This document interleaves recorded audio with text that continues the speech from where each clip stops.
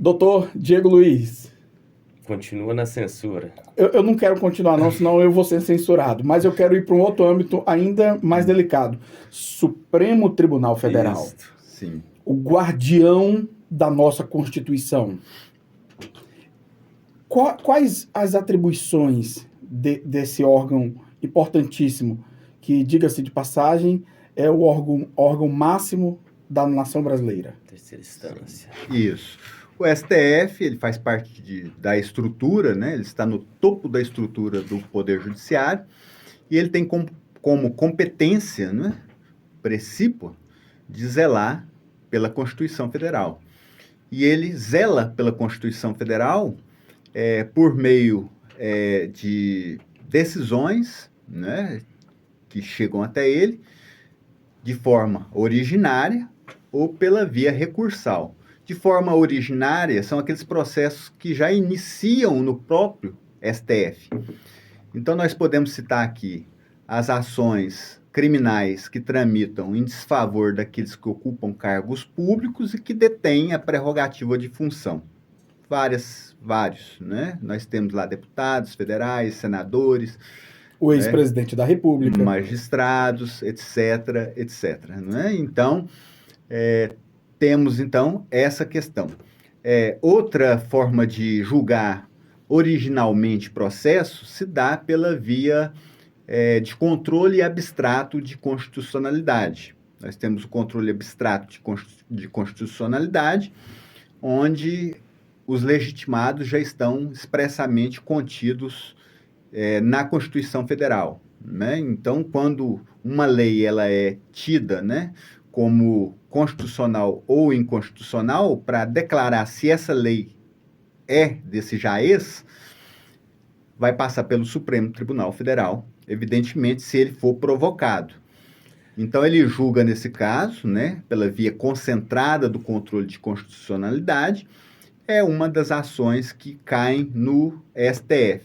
E temos também aquelas ações concentradas também, onde há violação de preceito fundamental previsto na Constituição Federal. Isso no âmbito, quando ele age no âmbito de forma originária. O processo já começa no STF. Uhum. E ele pode também julgar em grau de recurso, né? Julgar recursos.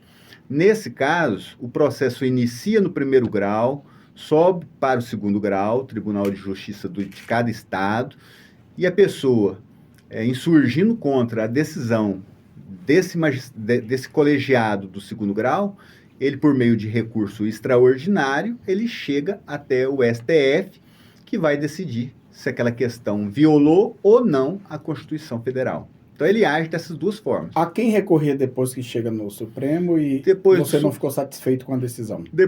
Adeus? Depois do Supremo é difícil o Supremo seria um fator moderador. Sim.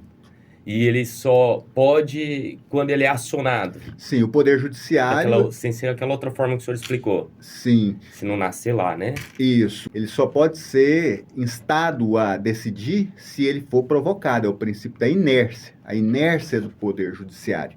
Vamos colocar aqui, por exemplo, em grau de recurso. Se eu ajuizo uma ação, né, ela tramita em primeiro grau, segundo grau, terceiro grau...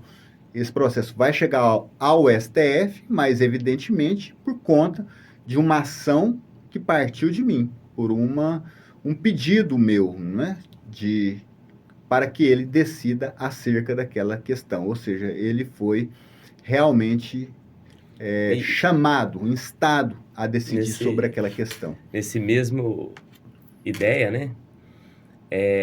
Voltando ao artigo 19, no caso, ele... foi acionado, mas ele não cabe a ele legislar, né? Sim. E o que o senhor me fala sobre essa situação? Olha só, nós temos um problema sério hoje, polêmico, né? Que é a questão do ativismo judicial.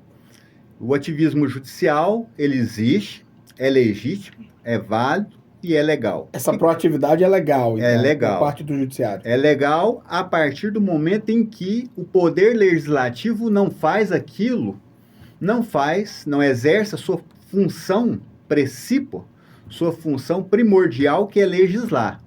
Então, quando o Poder Legislativo ele não legisla ou legisla mal, cabe ao STF agir, decidir acerca daquele caso concreto. E eu vou te dar um exemplo. A questão da homofobia. Não havia lei editada pelo Congresso Nacional. Se não há lei e está tendo lesão de direito fundamental contra aquela pessoa que está sofrendo pelo crime de homofobia, né, pela homofobia, evidentemente o STF decidiu que a homofobia deve ser tratada como racismo. Isso é um ativismo judicial. Por quê? Porque o legislativo não praticou aquele ato que ele deveria praticar, ou seja, editar uma lei versando sobre o assunto homofobia.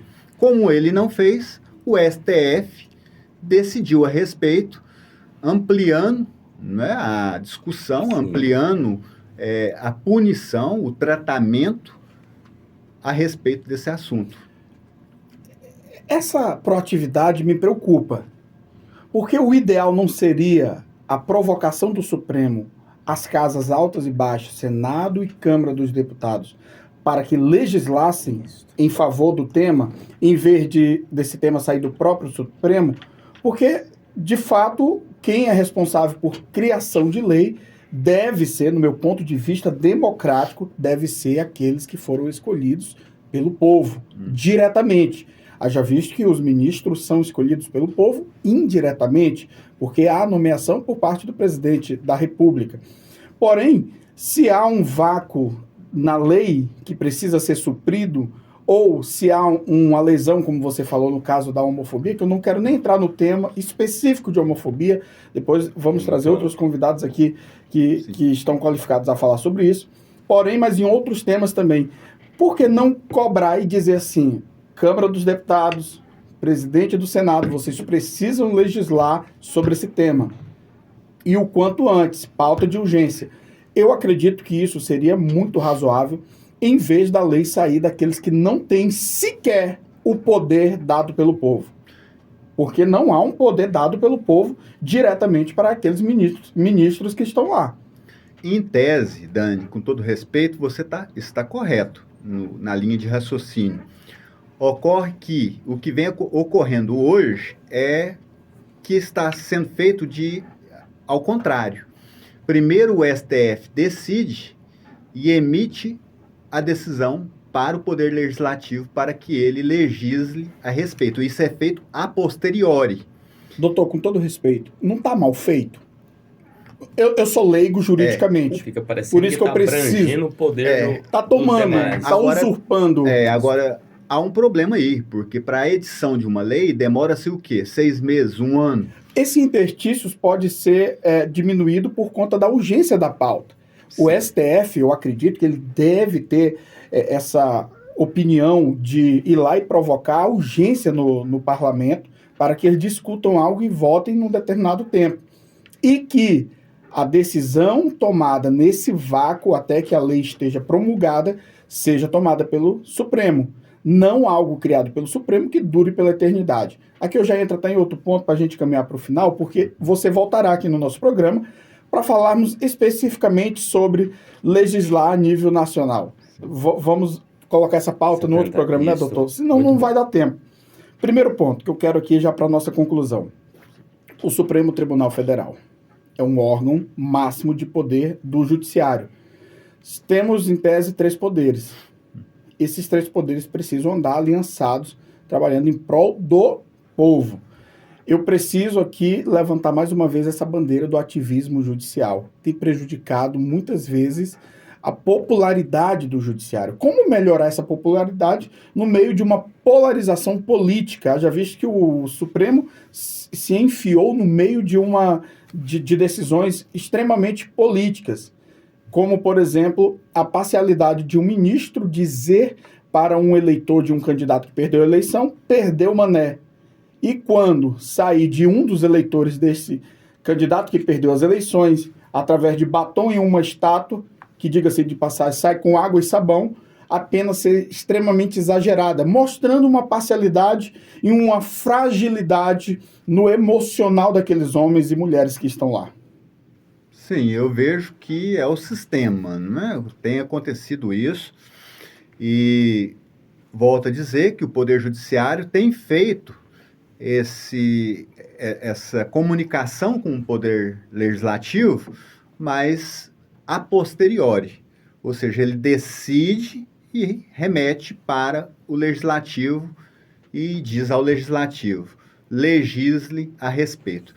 Vale aqui salientar aquela classificação do saudoso José Afonso da Silva, que traz a classificação das normas jurídicas. Ele faz uma classificação dizendo que nós temos normas jurídicas constitucionais de eficácia plena, contida ou limitada e programática. A priori, ele disse que esse ativismo judicial ele só era possível ser feito nas leis de eficácia programática. Mas, em razão das circunstâncias que nós vivemos de uns tempos para cá, de uns 5, 10 anos para cá, o Poder Judiciário tem decidido que é possível fazer o ativismo judicial, mesmo naquelas normas constitucionais de eficácia plena e contida. Mesmo nessa situação, é possível fazer o ativismo judicial. Conversamos com o Dr. Leandro Borba Ferreira Nascente, advogado, que voltará ao nosso programa para falarmos de forma mais profunda sobre esse tema do judiciário. Dr. Leandro, muito obrigado pela sua disponibilidade, pelo seu carinho com o portal Goiás em Ação. Eu que agradeço. É sempre uma oportunidade contribuir para com a sociedade, levando a ela informações jurídicas e mesmo que, às vezes, o ouvinte discorde do meu posicionamento, deixo aqui um abraço a todos eles e agradeço pela participação, pelo convite. Estou à disposição sempre que necessitarem. Meu parceiro, ladeando aqui no programa, doutor Diego Luiz, obrigado e é só o início de uma grande jornada. Muito bom. Obrigado, doutor Leandro, pelo tempo disponível aqui, esclarecendo muitas dúvidas, dando sua opinião. E parabéns pelo trabalho. Eu que agradeço, estou à disposição. Com produção de Eudijane Silveira, direção-geral de jornalismo de Dani de Souza, direção executiva Diego Luiz, nós ficamos por aqui. Você pode curtir e compartilhar nas nossas redes sociais Goiás em Ação. Até a próxima!